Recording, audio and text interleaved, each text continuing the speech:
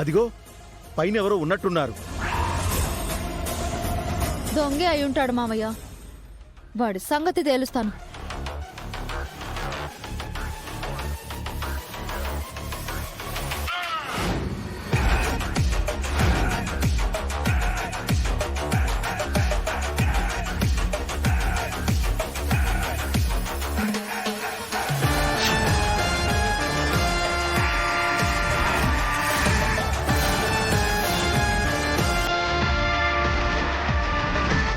ఇది నా గన్ను తీసిందేంటి?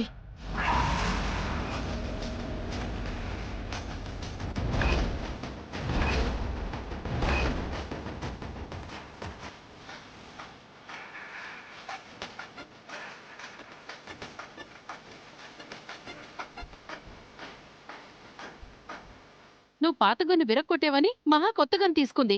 ఇప్పుడు ఈ గన్ను ఎందుకు తీసావు సీత? ఈ గన్నును కూడా ముక్కలు చేస్తావా ఏంటి సీత? లేదు, ఈ గన్నుతో ఆ దొంగ వెధవని కాల్చి పారేస్తాను. వాడికి ఎంత ధైర్యం ఉంటే మన ఇంటికే దొంగతనానికి వస్తాడు?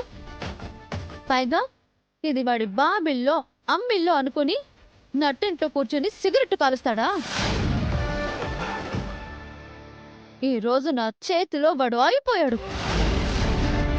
ఈ గన్నులో ఉన్న గుళ్ళన్నీ వాడి గుండెలో దించేస్తాను.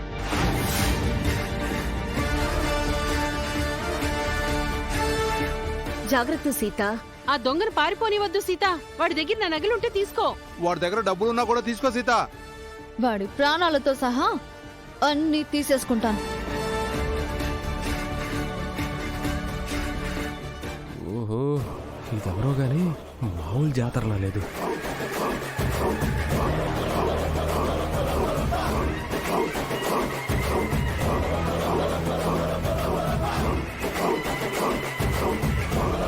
రేయ్ ఆగో!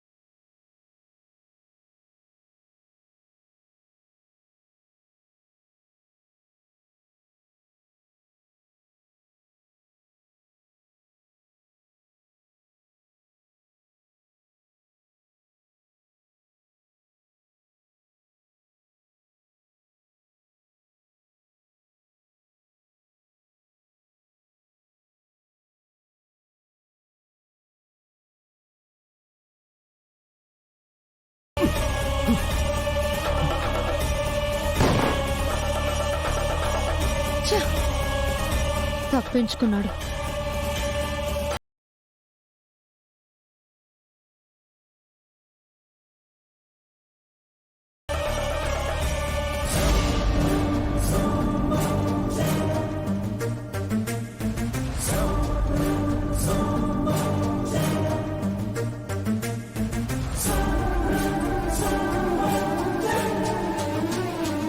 ఏమైంది సీత?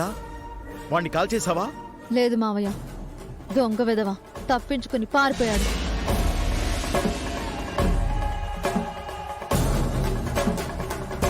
వాడు దొంగే కదా సీత?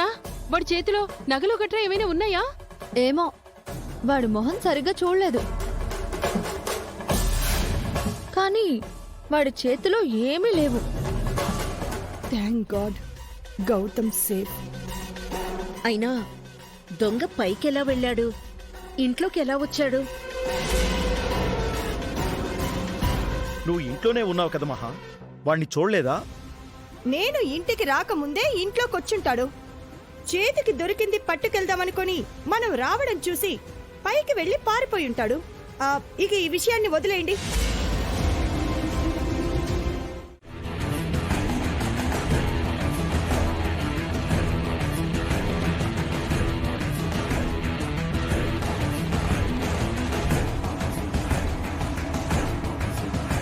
గన్నుకేం కాలేదు కానీ ఏంటత్తా నీలో ఏదో కంగారు కనిపిస్తుంది.